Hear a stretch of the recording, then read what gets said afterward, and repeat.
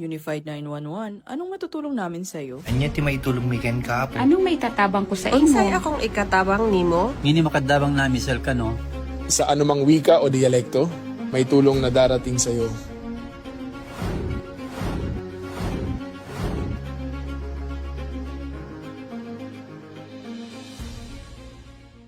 Lilingkod sa bawat Pilipino at magbibigay ng tamang impormasyon para sa tahimik at maayos na Pilipinas. Police News Network, alagad ng batas, tagapagtaguyod ng balitang pulis, sandigan ng mamamayan, patnubay ng katotohanan.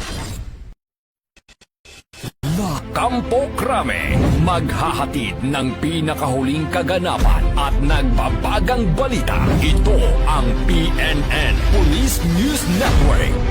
At ngayon, ang inyong mga tagapagbalita.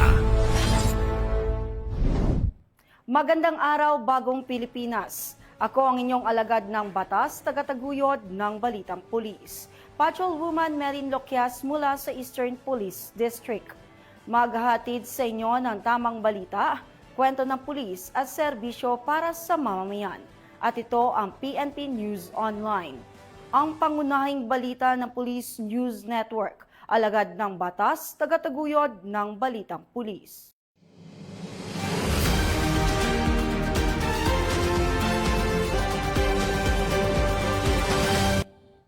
Narito ang mga balitang hatid ng ating PNN correspondents mula sa iba't ibang panig ng bansa.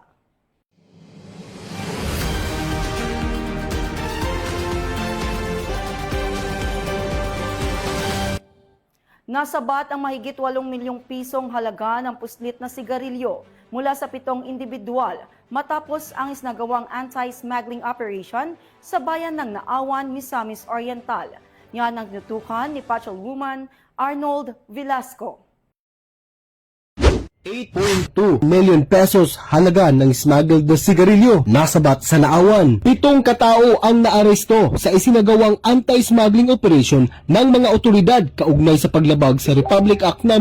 10863 o Customs Modernization and Tariff Act at Republic Act No. 10643 noong Abril 17, 2026 sa Fish Landing, Barangay Poblasyon, Naawan, Misamis Oriental. Ang operasyon ay pinangunahan ng Misamis Oriental Maritime Police Station bilang lead unit sa pamumuno ni Police Major Jojo B. Balance, Chief ng Maritime Police Station. Katuwang ang mga tauhan ng Naawan Municipal Police Station, gayon din ang Provincial Intelligence Unit ni Misamis Oriental. Ayon sa ulat, nakatanggap ng tip mula sa isang informant bandang alas 12:15 ng madaling araw hinggil sa umano'y unloading ng iligal na sigarilyo sa nasabing lugar, na agad sinunda ng operasyon mula 1:30 ng madaling araw hanggang alas 4:40 ng madaling araw. Sa operasyon, 7 individual ang naaresto matapos mahuling aktwal na nagkakarga ng mga kahon ng sigarilyo sa isang L300 van. Kabilang sa mga nahuli ang 6 na miyembro ng Philippine Coast Guard at isang driver. Nakumpiska sa operasyon ang humigit kumulang 10,250 rims ng Canon Green cigarettes na tinatayang nagkakahalaga ng 8.2 million pesos at isang L300 van na may halagang 700,000 pesos. Sa parehong araw, dakong alas 5:11 ng hapon, isinangguni ang kaso sa Office of the Provincial Prosecutor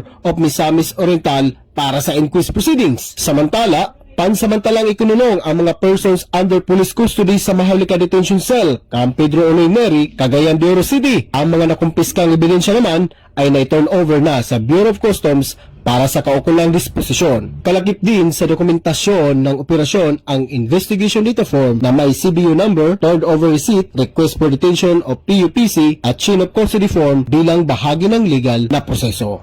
Ito ang inyong tailored correspondence, Patrolman Arnold N. Velasco, alagad ng batas, tagataguyod ng Balitang Pulis.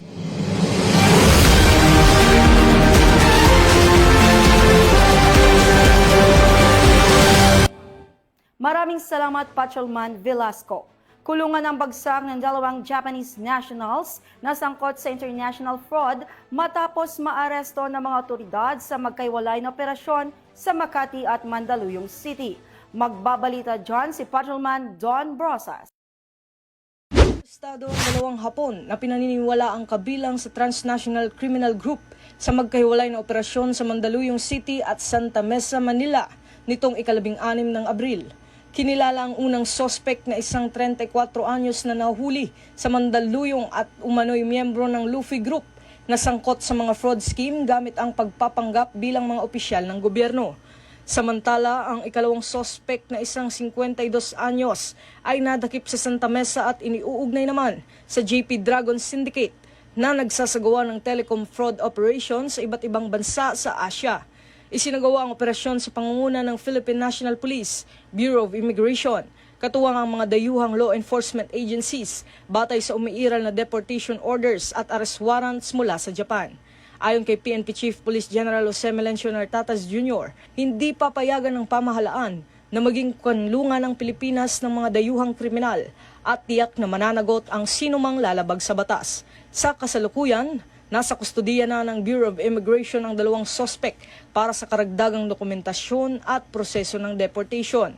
Patuloy ang mas pinaigting na koordinasyon ng PNP sa international law enforcement agencies upang matunto ng iba pang posibleng sangkot sa transnational crimes. Hinihikayat naman ng publiko na manatiling mapagmatsyag at agad i-report sa mga otoridad ang anumang kahina-hinalang aktibidad na may kaugnayan sa scam o illegal online operations. Ito ang bagong PNP para sa bagong Pilipinas. Serbisyong mabilis, tapat at nararamdaman.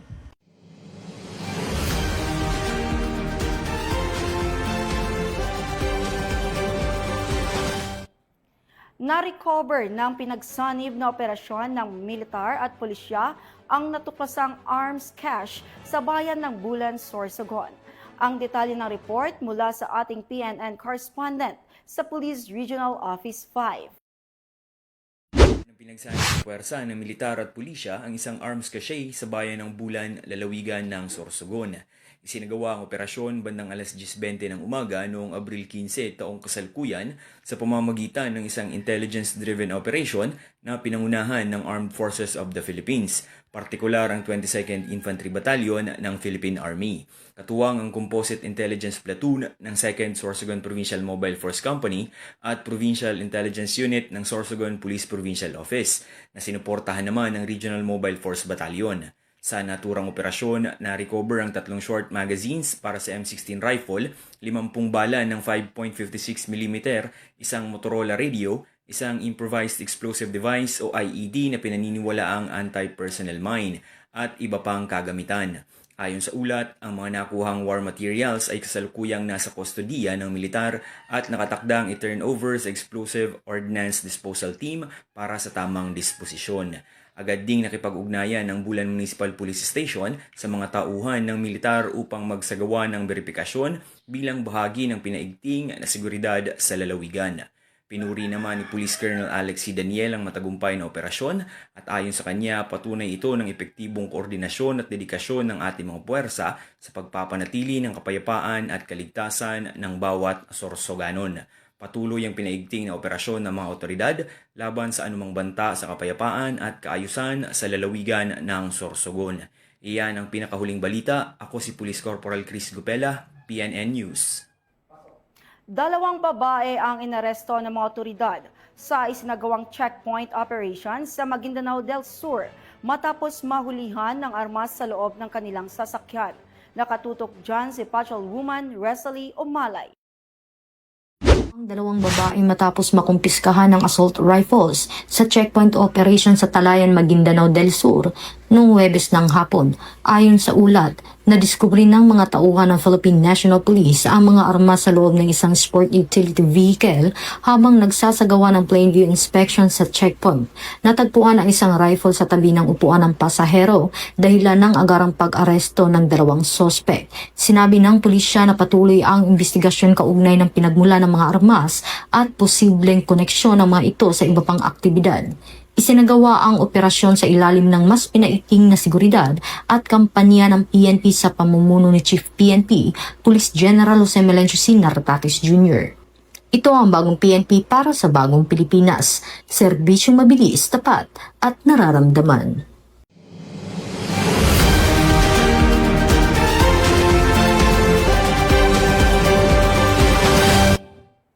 Hawak na ng mga otoridad ang isang lalaking nagtago ng 13 taon dahil sa kasong murder sa Misamis Occidental. Ang kabuuan ng balita mula kay Police Corporal Harley Osorio. 1250 case of murder. Nakay warrant of arrest nga Arestado ang isang other wanted person matapos masilbihan ng warrant of arrest sa Super Block 3, Barangay 22C, Davao City, gabi ng Abril, kasalukuyang taon, kaugnay ng kasong murder. Kinilala lamang sa alias na Raul, 50 anyos ang suspect na residente ng nasabing lugar. Inaresto ang suspect bandang alas 7:30 ng gabi sa bisa ng warrant of arrest sa kasong murder na may walang inirekomendang piyansa na inilabas ng korte noong Enero 22, 2013 kaugnay ng krimeng naganap sa Mialim, Jimenez, Misamis Occidental. Isinagawa ang operasyon ng mga operatiba ng 1002nd Maneuver Company, Regional Mobile Force Battalion 10, katuwang ang Police Station 1, Santa Ana, Davao City Police Office, Maritime Law Enforcement Team, Jimenez Municipal Police Station at 2nd PMFC, Misamis Occidental sa bisa ng intelligence-driven operation. Dinala sa Police Station Santa Ana, Davao City Police Office ang suspect para sa kaukulang disposisyon. Dito sa Police Regional Office 10, 1002nd Maneuver Company, Regional Mobile Force Battalion 10. Ako ang inyong PNN correspondent, Police Corporal Harley Osorio, alagad ng batas, tagataguyod ng Balitang Pulis. Mahigit 200,000 pisong halaga ng iligal na gasolina ang nasabat ng mga otoridad mula sa 3 individual sa Northern Samar. Muling magbabalita dyan si Patrolman Don Brosas. Nasabat ng mga otoridad ang tinatayang 285,120 pesos halaga ng iligal na produktong petrolyo at naaresto ang 3 individual sa isinagawang checkpoint operation sa Mapanas, Northern Samar nitong ika-17 ng Abril. Sa ulat, pinara ng Mapanas Municipal Police Station, katuwang ang Provincial Intelligence Unit, ang isang Isuzu NHR truck sa Barangay del Norte na may kargang 176 na container ng gasolina. Nabigo ang driver na magpakita ng kaukulang permit sa transportasyon ng fuel dahilan upang agad silang arestuhin. Kinilala mga suspect na isang 45 anyos na driver mula Caloocan City kasama ang 2 niyang kasamahan na mula sa Lawang at Palapag. Ayon kay Northern Samar Police Director Police Colonel George Buyakaw Jr., bahagi ito ng pinaigting na kampanya laban sa illegal na fuel trade, lalo na sa gitna ng patuloy na pagtaas ng presyo ng petrolyo. Ang operasyon ay alinsunod sa PNP Focus Agenda, kabilang ang Enhanced Managing Police Operations at Integrity Monitoring upang masiguro ang mahigpit na pagpapatupad ng batas. Patuloy naman ang pinaigting na checkpoint operations at investigasyon ng PNP upang matukoy ang posibleng iba pang sangkot sa iligal na kalakalan ng gasolina. Hinihikayat naman ang publiko na makiisa sa laban kontra iligal na kalakalan sa pamamagitan ng agad na pag-uulat ng anumang kahinahinalang transaksyon o biyaheng may kaugnayan sa iligal na petrolyo sa pinakamalapit na istasyon ng pulis o sa hotlines ng mga otoridad. Ito ang bagong PNP para sa bagong Pilipinas, serbisyong mabilis, tapat at nararamdaman.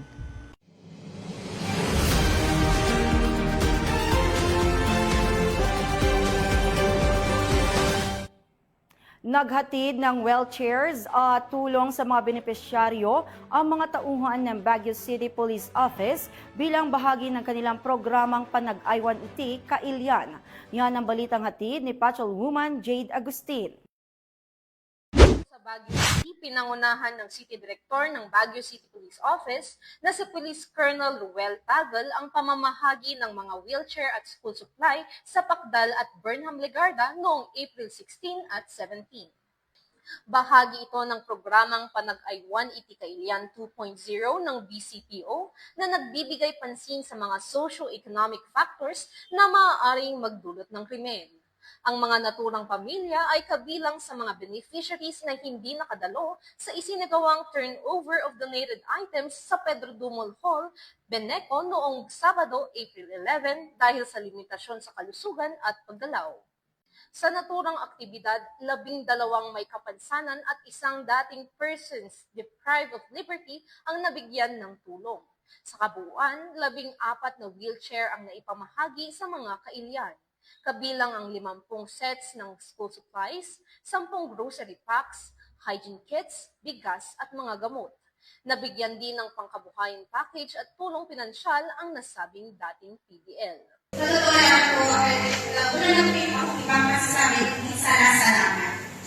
Actually, ito po, binigay sa amin ng tulong po, especially yung wheelchair, ay malaking tulong po sa aking anak na siya lubos na nakangailangan. Especially, hindi lang po siya kung ipatid po kami, na siya nag-aalaga sa kanya. Kasi, narigat at aware at ang masakasabol natin sa imong aware ng kanan.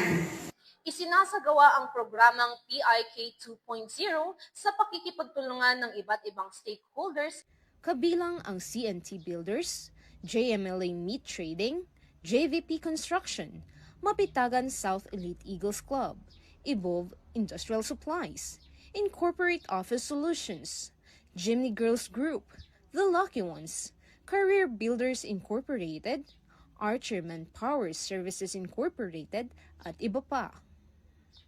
Binigyang diin ng BCPO na ang Panagaywan Itikailan 2.0 ay isang tuloy-tuloy na programa upang mapalawak ang serbisyong pulis na nararamdaman ng komunidad at higit pang mapalakas ang ugnayan ng Baguio's finest at ng komunidad.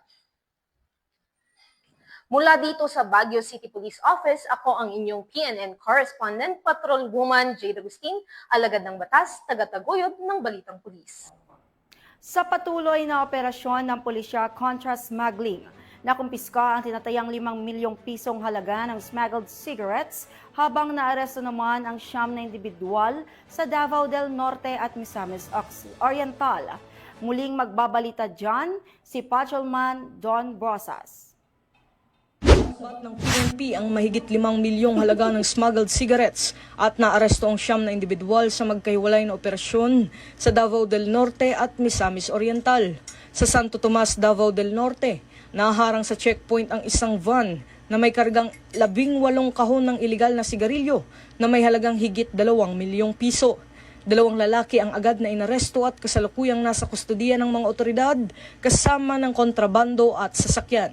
Samantala sa Naawan, Misamis Oriental, 7 karagdagang sospek ang nahuli kung saan nakumpiska ang 205 master cases ng smuggled cigarettes na tinatayang higit 3 milyong piso ang halaga. Batay sa ulat, 6 sa mga naaresto ay iniuugnay umano sa Philippine Coast Guard. Ayon kay PNP Chief Police General Jose Melencio Nartatas Jr., bahagi ito ng pinaigting na kampanya laban sa smuggling, alinsunod sa PNP Focus Agenda na layong protektahan ang kita ng pamahalaan at ang kaligtasan ng publiko sa pamamagitan ng enhanced operations at integrity monitoring. Hinihikayat naman ng PNP ang publiko na makiisa sa laban kontra smuggling sa pamamagitan ng agad na pag-uulat ng anumang kahinahinalang transportasyon o bentahan ng ilegal na sigarilyo sa pinakamalapit na istasyon ng pulisya. Ito ang bagong PNP para sa bagong Pilipinas. Serbisyong mabilis, tapat at nararamdaman.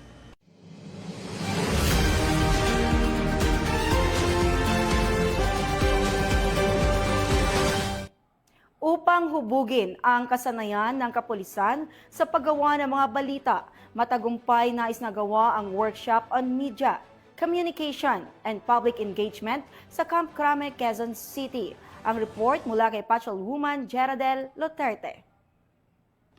Kung ang impormasyon ay kumakalat sa bilis ng isang pindot, ang kwentong ating ibinabahagi ay kasing halaga ng serbisyong ating ibinibigay. Mula 13 hanggang 16 ng Abril taong kasalukuyan, ang PNP Museum AVR sa Camp Brigadier General Rafael T. Crame, Quezon City ay naging sentro ng pagbabago. Sa ilalim ng inisyatibo at pamumuno ni Police Brigadier General Vina H. Guzman, Direktor ng Police Community Affairs and Development Group, inilunsad ang Shaping Narratives, Serving Communities. Ang 4 na araw ng masinsinang workshop na hindi lamang nakatuon sa pag-uulat ng balita, kundi sa paghasa ng sining ng pakikipag-ugnayan sa publiko. Kahusayan ay hindi nakakamit ng nag-iisa. Paglalakbay na ito ay naisakatuparan sa pakikipagtulungan sa Philippine Information Agency sa pangunguna ng bisyonaryong Director General na si Catherine Chloe S. De Castro. Kasama ang ilan sa mga pinakaginagalang at dalubhasang tagapagsalita mula sa PIA, ang aming mga tauhan ay nahubog ng pinakamahusay sa larangan. Pinagtibay ang ugnayan sa pagitan ng komunikasyon ng pamahalaan at ng sambayan ng Pilipino. Sa unang araw, itinatag ang pundasyon sa pamamagitan ng Media and Information Literacy at mga prinsipyo ng communication planning na kumikilala na ang epektibong komunikasyon ay nagsisimula sa malinaw na pag-unawa sa sitwasyon. Sa ikalawang araw, isinabuhay ang teorya. Natutunan ng aming mga tauhan ng paggawa ng IEC materials na nagpapakita na ang maayos na mensahe ay maaaring maging pinakamabisang tulay sa komunidad. Pagsapit ng ikatlong araw, mas sumalim ang focus sa frontlines of information. Mula sa mga detalye ng news writing at pangangalap ng balita hanggang sa maselang balanse ng media relations at government communications. At sa huling araw, niyakap namin ang digital na larangan. Social media content creation, storytelling at community engagement. Hindi lang kami nagpo-post, kami ay kumokonekta. Nasaksihan namin ang mga kalahok mula sa iba't ibang unit ng PNP-PCR na magbabahagi ng kani-kanilang kakayahan. Nakita rin namin ang mga veteranong opisyal na matuklasan ang mga bagong husay, mga talento sa pag-edit, pag-host at digital strategy na hindi nila akalaing taglay nila. Simple ang layunin, hasain ang kakayahan at bumuo ng mas kumpiyansa, maaasahan at kompetitibong puwersa ng PNP Media. Sa patuloy na pagbabahagi na ng kaalaman, hindi lang kami umunlad, kami ay nagbago. Ang resulta, isang Philippine National Police na mas pinagkakatiwalaan, mas konektado at matibay na sinusuportahan ng publiko, nakabatay sa katotohanan at transparency. Kami ay humuhubog ng mga naratibo. Kami ay naglilingkod sa mga komunidad. At sama-sama, kami ay nagtatayo ng isang mas ligtas at mas may kamalayang bansa.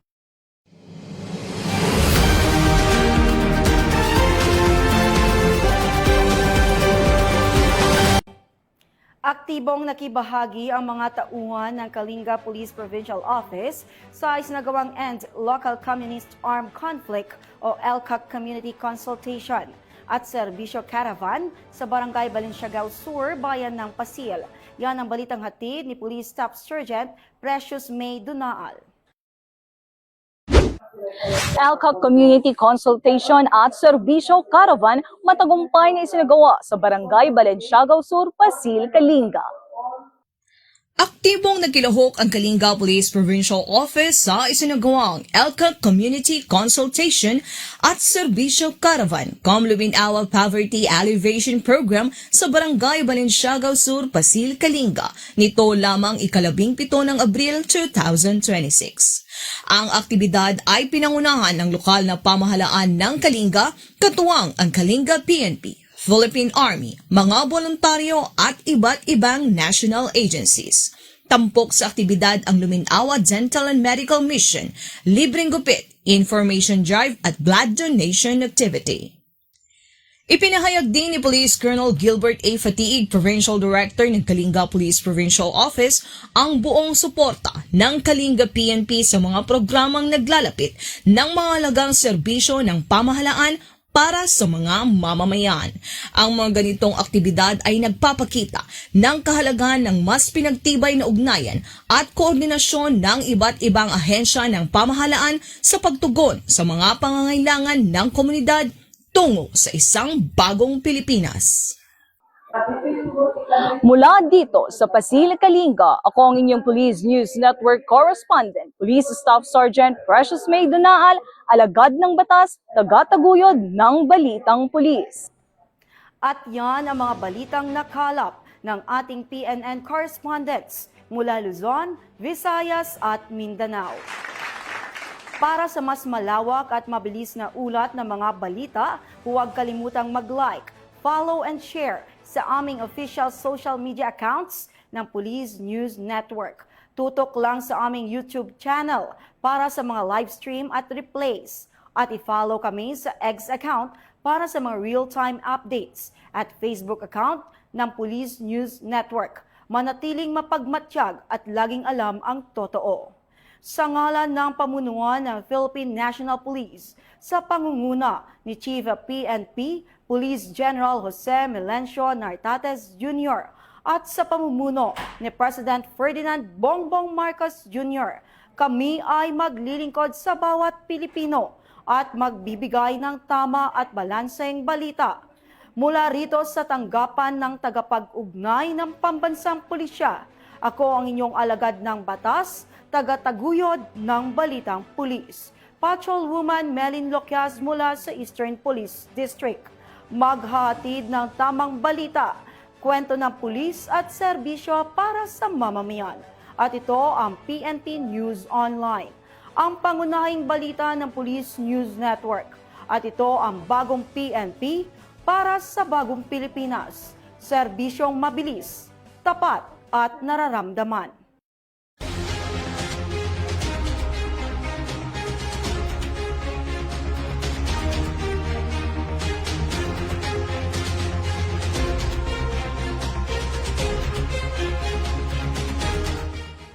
Police News Network, alagad ng batas, tagapagtaguyod ng balitang pulis.